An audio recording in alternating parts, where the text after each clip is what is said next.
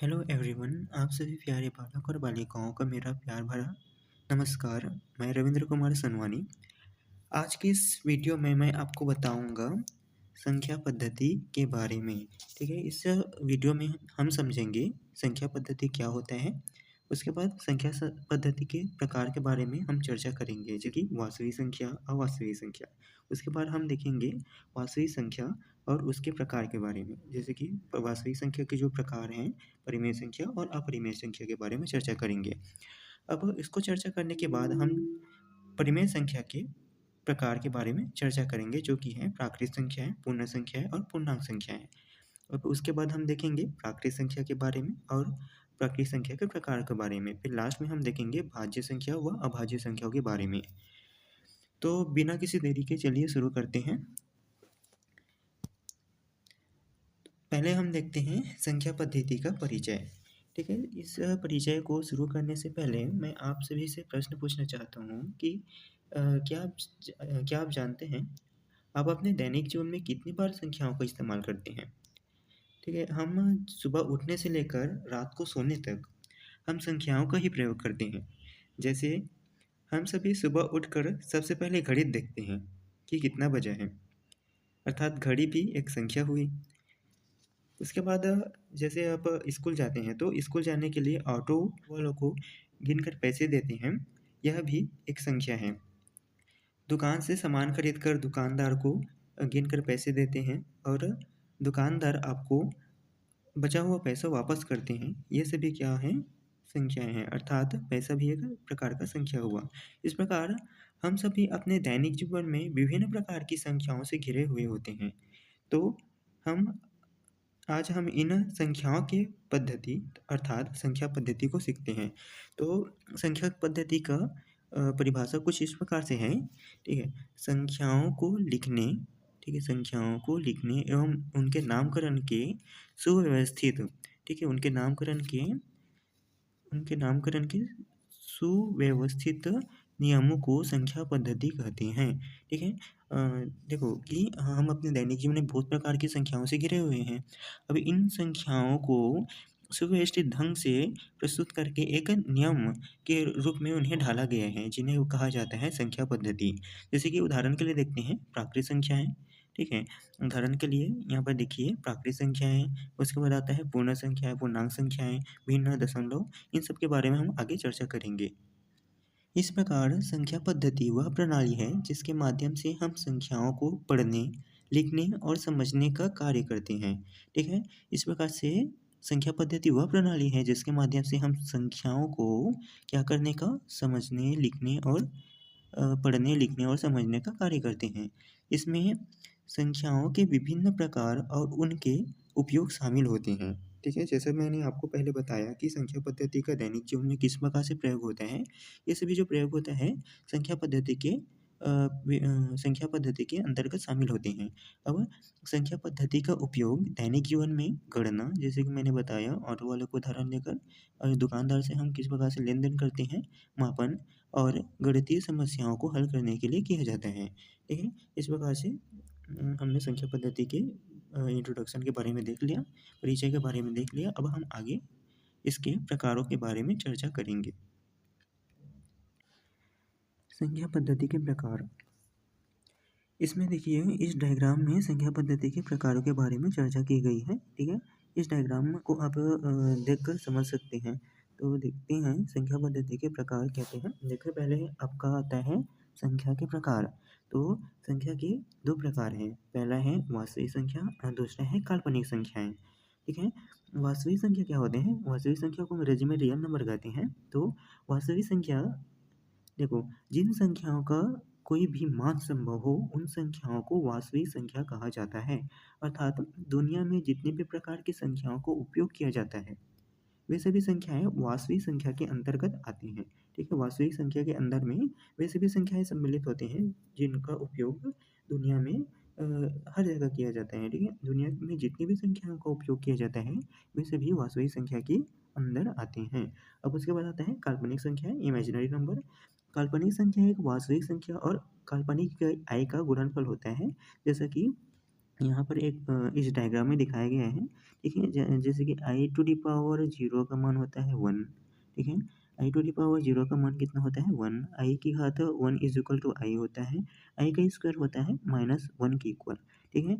यह क्या होता है, काल्पनिक संख्याएँ हैं। देखिए वास्तविक संख्या के उदाहरण देखते हैं, जैसे कि यहाँ पर लिखा है 1 2 3 0, माइनस में जो संख्याएँ हैं, दशमलव में जो संख्याएँ हैं, भिन्न के रूप में जो संख्याएँ हैं, और यहाँ पर जो रूट के फॉर्म में है, करने के फॉर्म में जो है, ये सभी क्या होते हैं, जैसे कि करने के फॉर्म में है, ये क्या है 1 2 3 4 जो हम गिनती में प्रयोग करते हैं, और ये भिन्न के रूप में, ओके, ये जो संख्या है ये आपका ये जैसे कि 22/7 दिया है, 3/4 दिया है, ये सभी संख्या भिन्न के रूप में है और ये दशमलव के रूप में है, ठीक है? ये जो संख्याएँ हैं ये सभी क्या होते हैं, दशमलव के रूप में, ये सभी संख्याएँ क्या आती हैं, वास्तविक संख्या के अंदर में आती हैं। तो चलिए वास्तविक संख्या के प्रकार के बारे में चर्चा करते हैं। वास्तविक संख्या के प्रकार, तो वास्तविक संख्या के 2 प्रकार होते हैं। पहला तो होता है आपका, पहला है परिमेय संख्या और दूसरा है अपरिमेय संख्या। परिमेय संख्या को इंग्लिश में रैशनल नंबर बोलते हैं और अपरिमेय संख्या को इर्रेशनल नंबर बोलते हैं, ठीक है? अब देखो परिमेय संख्या क्या होता है? ऐसी संख्या जिन्हें p/q के रूप अवस्था में दर्शाया जाता है, ठीक है? देखो ऐसी संख्या जिन्हें p/q के रूप में लिखा जा सकता है, जिसे p, ठीक है? ऐसी संख्या जिन्हें p/q के रूप में लिखा जा सकता है, उन्हें क्या कहा जाता है? परिमेय संख्या कहा जाता है, ठीक है? उन्हें क्या कहा जाता है? परिमेय संख्या। जैसे कि और इसमें एक शर्त है कि जो p/q के रूप में अगर लिखा जाएगा किसी संख्या को, तो इसमें जो q है, q का मान है, हर का जो मान होता है वो 0 के बराबर नहीं होना चाहिए, ठीक है? मैंने क्या कहा कि परिमेय संख्या क्या होता है, वे संख्याएँ होती हैं जिन्हें p/q के रूप में लिखा जा सकता है, और अ, परिमेय संख्या के लिए एक शर्त भी है कि q का जो मान है वह 0 के बराबर नहीं होना चाहिए। ऐसा क्यों? क्योंकि मान लेते हैं, देखो यहाँ पर p/q के रूप में लिख दिया मैंने कोई अंक, जैसे कि 3/2, ठीक है? ये क्या होता है, 3/2 एक परिमेय संख्या है। क्यों? क्योंकि q का मान जो है 0 के बराबर नहीं है, और परिमेय संख्या की परिभाषा मैंने बताया कि ऐसी संख्या जिन्हें p/q के रूप में लिखा जा सकता है, वे क्या आते हैं, परिमेय संख्या कहलाते हैं, ठीक है? तो और q का मान जो है 0 क्यों नहीं होना चाहिए, ये मैं बताता हूँ आपको। देखो q का मान अगर 0 होता है, ठीक है? जैसे कि यहाँ पर मैं लिखा था 3/2, तो मैं 3/0 लिख देता हूँ, तो 3/0 का मान क्या हो जाता है, इन्फिनिटी हो जाता है, ठीक है? अनंत हो जाता है, ठीक है? जो कि अब परिमेय संख्या नहीं है, ठीक है?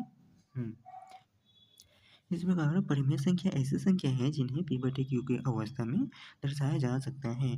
जैसे कि उदाहरण के लिए यहाँ पर दिया है 3, ठीक है, 4, -5, -3/4, 4/3, यहाँ पर लिखा है, लेकिन 5/0 नहीं लिख सकते हैं। क्यों? क्योंकि 0 लिखेंगे तो भी इसका मान जो है 5/0 का मान कितना हो जाएगा, इन्फिनिटी हो जाएगा, जो कि क्या है, एक जो कि परिमेय संख्या नहीं है, ठीक है? अब देखते हैं दूसरा अपरिमेय संख्या, ठीक है? अपरिमेय संख्या क्या होती है? इर्रेशनल नंबर जिसको बोला जाता है। अपरिमेय संख्या ऐसी संख्या जिन्हें p/q की अवस्था में नहीं दर्शाया जा सकता, अर्थात नहीं लिखा जा सकता, ठीक है? वे संख्याएँ क्या कहलाते हैं? अपरिमेय संख्या कहलाते हैं, ठीक है? मुख्यतः उन्हें अंडर रूट के रूप में लिखा जाता है, अर्थात अंडर रूट अर्थात करनी के रूप में अंदर लिखा जाता है। वे संख्याएँ जिन्हें करनी के अंदर लिखा जाता है, वे सभी संख्याएँ क्या कहलाती हैं? वे सभी संख्याएँ कहलाती है अपरिमेय संख्या, इर्रेशनल नंबर, ठीक है? जैसे कि यहाँ पर उदाहरण के रूप में दिया गया है √3, ठीक है? √207, लेकिन यहाँ पर एक अंक लिखा गया है, ये √9 करके, ठीक है? बताइए √9 परिमेय संख्या है या अपरिमेय संख्या? ठीक है? देखो √9 जो है बराबर है 3 के, क्यों? क्योंकि 3 का स्क्वायर बराबर होता है, ठीक है? 3 का स्क्वायर होता है बराबर होता है 9 के, ठीक है? और ये जो यहाँ पर जो √9 है, इसको मैं इस प्रकार से भी लिख सकता हूँ 3 और ये जो 3 है, अर्थात √3 का स्क्वायर है, और इसको मैं बराबर लिख सकता हूँ 3 के, ठीक है? तो 3 क्या है? 3 एक परिमेय संख्या है। क्यों? क्योंकि 3 को मैं p/q के रूप में लिख सकता हूँ। 3 को मैं p/q के रूप में कैसे लिख सकता हूँ? देखो ये है आपका, ठीक है? यहाँ पर आया था 3, तो 3 अर्थात बटे में कुछ नहीं मतलब 1 है। तो ये देखो हमने 3 को लिख दिया p बटे q के रूप में। तो मैंने परिभाषा बताया था कि परिमेय संख्या वे संख्या होती हैं जिन्हें p बटे q के रूप में लिखा जा सकता है। तो हमने 3 को p बटे q के रूप में लिख दिया। इसलिए ये जो है ये जो संख्या है जो कि 3 जो है बराबर लिख सकता हूँ अंडर रूट 9 के। तो ये जो है 3 अंडर रूट 9 के बराबर है, इसलिए ये संख्या जो है एक परिमेय संख्या है, ना कि अपरिमेय संख्या। ठीक है? तो चलिए आगे देखते हैं। अब देखते हैं अपरिमेय संख्या के बारे में कुछ बातें। ठीक है, कुछ महत्वपूर्ण बातों के बारे में चर्चा कर लेते हैं। ये जो पॉइंट है वे आपके किसी भी एग्ज़ाम के लिए बहुत आवश्यक है। तो अपरिमेय संख्या के बारे में कुछ बातें देख लेते हैं। पहला है आपका पहला क्या है? देख लो, पहला है पाई। पाई क्या है? एक अपरिमेय संख्या है। ठीक है? पाई जो कि हम जानते हैं जो कि हम पाई को 22/7 के रूप में लिख सकते हैं। ठीक है? हम p बटे q के रूप में इसे लिख सकते हैं। ठीक है? लेकिन ये जो पाई का मान है 3.14 और जैसे अनंत तक जाते रहते हैं। ठीक है? जो कि क्या होता है अनडिफाइंड है। ठीक है? यहाँ पर लिखा गया है सेकंड वाले पॉइंट में कि पाई का मान 3.14 ठीक है के बराबर है। यह एक गैर समापन और गैर पुनरावर्ती दशमलव रूप है। ठीक है? इसलिए पाई को अपरिमेय संख्या कहा जाता है। अब यहाँ पर लिखा गया है, देख लीजिए थर्ड वाले पॉइंट में कि ऐसी संख्याएँ हैं जो अंत तक नहीं पहुँच पाती हैं, उन्हें अपरिमेय संख्या कहते हैं। ठीक है? ये जो हाँ, ऐसी संख्या जो अंत तक नहीं पहुँच पाती है, जैसे कि मैंने अभी बताया कि 22/7 होता है। ठीक है? जैसे कि मैंने बताया कि 22/7 ठीक है? 22/7 बराबर होता है 3.14। ठीक है? 14 डेढ़ से अनंत तक जाते रहता है जो कि अनडिफाइंड है। अनडिफाइंड है, तो ऐसी संख्या क्या होती है जो अंत तक नहीं पहुँच पाती है, उन्हें अपरिमेय संख्या कहा जाता है। ठीक है? अब उसके बाद देखते हैं नेक्स्ट पॉइंट जो कि है एक परिमेय संख्या है। एक परिमेय संख्या और एक अपरिमेय संख्या का गुणनफल एक अपरिमेय संख्या होता है। कैसे? 3 क्या है? एक परिमेय संख्या मान लेते हैं। ठीक है? 3 एक परिमेय संख्या है क्योंकि इसे मैं 3/1 ठीक है? नीचे में कुछ नहीं है मतलब 1 है, तो मैं इसे 3/1 के रूप में लिख सकता हूँ जो कि एक परिमेय संख्या है। अब इस परिमेय संख्या को मैं किसके साथ गुणा करूँगा? एक अपरिमेय संख्या। एक अपरिमेय संख्या बताइए जैसे कि एक अपरिमेय संख्या है 5 ठीक है? √5 सॉरी करने में 5 है, तो इनका जो गुणनफल होता है वो हो जाएगा 3 देखो इसका गुणनफल हो जाएगा 3√5 जो कि क्या है एक अपरिमेय संख्या है। इस प्रकार से एक परिमेय संख्या और ठीक है इस प्रकार से एक परिमेय संख्या और एक अपरिमेय संख्या का गुणनफल एक अपरिमेय संख्या होता है। आइए हम देखते हैं आगे परिमेय संख्या के प्रकार के बारे में। ठीक है? तो परिमेय संख्या वे संख्या होती है जिन्हें p बटे q के रूप में लिखा जा सकता है। तो परिमेय संख्या के प्रकार के बारे में चर्चा करते हैं। तो परिमेय संख्या के मुख्य रूप से 3 प्रकार होते हैं। ठीक है? परिमेय संख्या के 3 प्रकार हैं। पहला तो है आपका प्राकृत संख्या, दूसरा है पूर्ण संख्या और तीसरा है आपका पूर्णांक संख्याएँ। ठीक है? तब हम इन तीनों के बारे में एक-एक करके चर्चा करते हैं। तो चलिए शुरू करते हैं। पहला है आपका प्राकृत संख्या। ठीक है? प्राकृत संख्या अर्थात नेचुरल नंबर। ठीक है? तो प्राकृत संख्या क्या होती है? देखो सरल भाषा में हम अपने दैनिक जीवन में गणना के लिए जिन संख्याओं का प्रयोग करते हैं वे सभी क्या कहलाते हैं? प्राकृत संख्या कहलाते हैं। ठीक है? गणना के लिए जिन अंकों का प्रयोग किया जाता है, ठीक है? प्राकृत संख्या कहलाते हैं। अब प्राकृत संख्या क्यों कहलाता है यह? ठीक है? चूँकि हम किसी व्यक्ति को अगर गिनने के लिए बोलेंगे तो जो व्यक्ति होता है 1 से ही गिनना शुरू करता है। ठीक है? 0 से क्यों नहीं गिनता? देखो 1 से ही गिनना शुरू इसलिए करता है क्योंकि वह उसकी प्रकृति है। इसलिए जो संख्या 1 से शुरू होती है, ठीक है? और अनंत तक जाती है, वे सभी संख्याएँ प्राकृत संख्या कहलाती हैं। अर्थात यहाँ पर देख लीजिए लिखा गया है परिभाषा परिभाषा लिखा है कि गणना के लिए जिन संख्याओं का उपयोग किया जाता है उन्हें प्राकृत संख्या कहते हैं। ठीक है?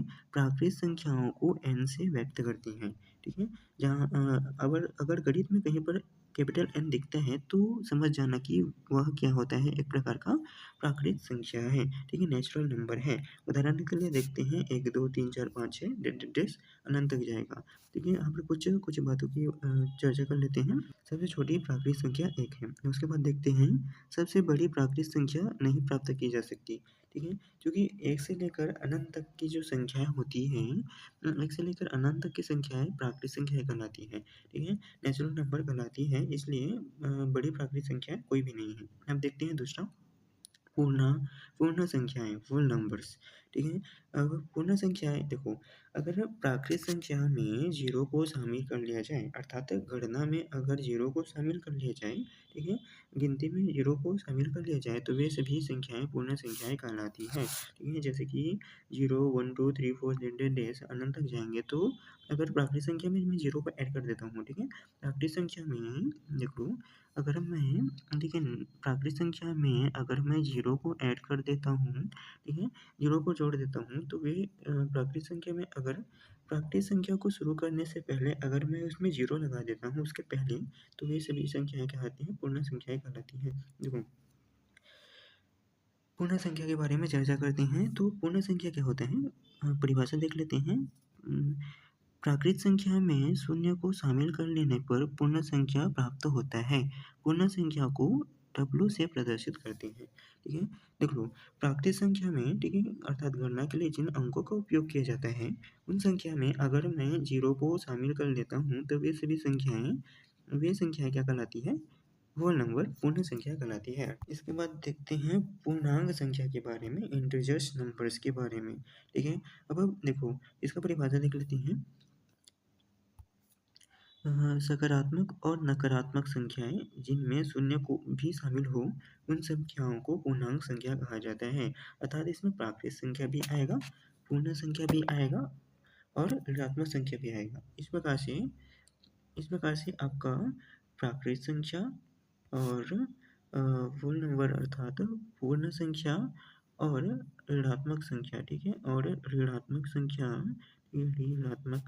के ऋणात्मक संख्या ठीक है, इस प्रकार से आपका प्राकृत संख्या, पूर्ण संख्या और ऋणात्मक संख्याओं को एक साथ शामिल कर लेने पर पूर्ण संख्याएँ प्राप्त होती हैं, ठीक है? जैसे कि देख लो, सकारात्मक और नकारात्मक संख्याएँ जिनमें शून्य भी शामिल हो, उदाहरण के लिए -3, -2, -1, 0, 1, 2, 3 द इस प्रकार से ये सभी संख्याएँ क्या कहलाती हैं? पूर्णांक संख्याएँ कहलाती हैं। अब चलिए देखते हैं प्राकृत संख्या के प्रकार के बारे में, ठीक है? अब हम सभी प्राकृत संख्या के प्रकार के बारे में चर्चा करेंगे। तो प्राकृत संख्या के 2 प्रकार हैं। पहला तो है सम संख्या, इवन नंबर, ठीक है? पहला है सम संख्या, प्राकृत संख्या के 2 प्रकार हैं। पहला है सम संख्या और दूसरा है विषम संख्या, ठीक है? अब हम दोनों के बारे में एक-एक करके चर्चा करते हैं। तो पहले तो परिभाषा देख लेते हैं कि वे संख्याएँ जो 2 से पूरी तरह से विभाज्य होती हैं, उन्हें सम संख्या कहते हैं, ठीक है? ऐसी संख्या को 2 से भाग देने पर शेषफल हमेशा शून्य प्राप्त होता है। अर्थात वे संख्याएँ जो 2 के पहाड़े में आते हैं, ठीक है? उन्हें क्या कहा जाता है? सम संख्या कहा जाता है, ठीक है? जो 2 से पूरी तरह से विभाज्य हो जाते हैं, ठीक है? 2 से पूरी तरह से विभाजित हो जाते हैं, वे संख्याएँ क्या कहलाती हैं? सम संख्या कहलाती हैं। उदाहरण के लिए 2, 4, 6, 8, 10, 12 अनंत तक जाएगा, ठीक है? डेज़ करके जाएगा 2 से डिवाइड होने तक। फिर आप उसके बाद देखते हैं इसके गुण धर्म क्या-क्या हैं। तो सम संख्या के अंत में हमेशा 0, 2, 4, 6 या 8 आता है, ठीक है? यहाँ पर देख लो, अगर सम संख्या को पहचानना होगा तो सम संख्या के अंत में हमेशा 0, 2, 4, 6, 8 आता है, ठीक है? अब उसके बाद देखते हैं विषम संख्या के बारे में और नंबर्स के बारे में। तो परिभाषा देख लेते हैं सबसे पहले तो। अब देखो, परिभाषा देखने की ज़रूरत नहीं है। वे संख्याएँ जो 2 से पूरी तरह से विभाज्य नहीं होती है, उन्हें विषम संख्या कहा जाता है, ठीक है? वे संख्याएँ जो 2 के पहाड़े में नहीं आती है, उन्हें कहा जाता है विषम संख्या। अर्थात ऐसी संख्याओं को 2 से भाग देने पर शेषफल हमेशा 1 प्राप्त होता है, ठीक है? शेषफल हमेशा क्या प्राप्त होता है? ये देख लो, ऐसी संख्या को 2 से भाग देने पर शेषफल हमेशा 1 प्राप्त होता है। अर्थात जो 2 के पहाड़े में नहीं आता उन्हें बोला जाता है विषम संख्या, सिंपल। यही उदाहरण देखो 1, 3, 5, 7, 9, 11, ठीक है? आदि। अब उसके बाद इसका गुणधर्म में देख लेते हैं। विषम संख्या के अंत में हमेशा 1, 3, 5, 7, 9 आता है, ठीक है? विषम संख्या के अंत में हमेशा क्या-क्या आएगा? 1, 3, 5, 7, 9 और सम संख्या के अंत में हमेशा आएगा 0, 2, ठीक है? 0, 2, 4, 6, 8। अब आगे देखते हैं। चलिए हम देखते हैं भाज्य संख्या और अभाज्य संख्या के बारे में। तो भाज्य संख्या क्या होती है? भाज्य संख्या वे संख्याएं जो एक तथा स्वयं के अलावा कम से कम एक और संख्या से विभाजित हो जाए, वे भाज्य संख्या कहलाती है। इसको उदाहरण के माध्यम से समझते हैं। जैसे कि 4 है, ठीक है? 4 क्या होता है? 1 से विभाज्य हो जाता है। 1 से क्या है? पूरी तरह से विभाजित है, ठीक है? 1 से विभाजित करेंगे तो 4 ही प्राप्त होगा। 4 और स्वयं से भी विभाजित है, ठीक है? 4 एकम 4 करेंगे तो बराबर 1 प्राप्त होगा, ठीक है? देख लो, वे संख्या जो 1 तथा स्वयं के अलावा, ठीक है? 1 से तो विभाजित हो रही है, अब स्वयं के अलावा, ठीक है? स्वयं के अलावा किसी एक और संख्या से विभाजित होती है। तो 4 क्या है? एक और संख्या जिससे विभाजित होती है वह है 2, ठीक है? 2 दूनी 4, ठीक है? इस प्रकार से वे संख्या जो 1 तथा स्वयं के अलावा कम से कम एक और संख्या से विभाजित हो जाए, उसे बोला जाता है भाज्य संख्याएँ, ठीक है? अब देखते हैं अभाज्य संख्या के बारे में। तो अभाज्य संख्या क्या होता है? क्या था? वे संख्याएँ जो एक तथा स्वयं के अलावा कम से कम एक और संख्या से विभाजित हो जाए, वे भाज्य संख्या कहलाती है। अब अभाज्य संख्या है, वे संख्या जो एक तथा अपने आप के अलावा किसी और संख्या से विभाजित ना हो, ठीक है? वे संख्या जो 1 से तो विभाजित हो, अपने आप से भी विभाजित हो, उसके अलावा किसी और संख्या से विभाजित नहीं होना चाहिए। वे संख्या क्या कहलाती है? अभाज्य संख्याएँ कहलाती हैं, ठीक है? उदाहरण के लिए देखते हैं 2, 3, 5, 7, 11, 13, 17 आदि, ठीक है? जैसे कि देख लेते हैं 3, 3 क्या है? एक अभाज्य संख्या है, क्यों? क्योंकि यह 3 जो है 1 से विभाजित होगी, वे संख्या जो 1 से विभाजित हो और यह जो है अपने आप से भी विभाजित होगी, ठीक है? अपने आप से भी विभाजित हो जाएगी, 3 एकम 3 करके 1 प्राप्त हो जाएगा और 3 के अलावा किसी और संख्या से विभाजित नहीं हो पाएँगी। इस प्रकार जो 3 हैं, एक तथा स्वयं के अलावा किसी और अन्य संख्या से विभाजित नहीं हो रही है, इसलिए 3 एक अभाज्य संख्या है। इस प्रकार वे संख्याएँ जो एक तथा स्वयं के अलावा किसी और संख्या से विभाजित ना हो, उन्हें बोला जाता है अभाज्य संख्याएँ, ठीक है? यहाँ पर विशेष तथ्य दिया है, देखते हैं। ठीक है? 2 क्या है? सबसे छोटी और एकमात्र अभाज्य संख्या है, ठीक है? 2 क्या है? 2 जो है सबसे छोटी, ठीक है? 2 है सबसे छोटी और एकमात्र सम अभाज्य संख्या, ठीक है? यहाँ पर क्या है? सम अभाज्य संख्या है, ठीक है? जो सम संख्या है और अभाज्य है, ठीक है? जो उसको किसी से भाग नहीं दिया जा सकता, इसलिए जिसको एक तथा स्वयं के अतिरिक्त किसी अन्य संख्या से विभाजित नहीं किया जा सकता, इसलिए 2 क्या है? सबसे छोटी और एकमात्र सम अभाज्य संख्या है। और 1 को ना तो भाज्य माना जाता है और ना ही अभाज्य माना जाता है, क्योंकि 1 जो है स्वयं के अतिरिक्त 1 से ही विभाजित होती है, इसलिए 1 को ना तो भाज्य माना जाता है और ना ही अभाज्य संख्या। आगे देखते हैं सम और विषम संख्याओं का दैनिक जीवन में उपयोग। तो सम संख्या समूह में वस्तुओं को समान रूप से बाँटने में, जैसे कि 10 किताबों को 2 छात्रों में अगर मुझे बाँटना है, ठीक है? 10 किताबों को, ठीक है? 10 किताबों को अगर मुझे 2 छात्रों में बाँटना है तो प्रत्येक छात्र को कितना किताब मिलेगा, ठीक है? कितना किताब मिलेगा? तो 2 पंचे 10, ठीक है? अर्थात एक बच्चे को 5 किताब मिलेगा। इस प्रकार से सम संख्या, विषम संख्या का उपयोग किए जाते हैं। अब देखते हैं विषम संख्याओं का दैनिक जीवन में किस प्रकार से उपयोग किया जाता है। तो विषम संख्या कुछ वस्तुओं को बाँटने के बाद एक वस्तु बचने पर इसका उपयोग किया जाता है। जैसे कि 7 सेब को 2 छात्रों में बाँटने पर 1 सेब बच जाता है। अब देखते हैं 0 एक सम और पूर्ण संख्या दोनों हैं, ठीक है?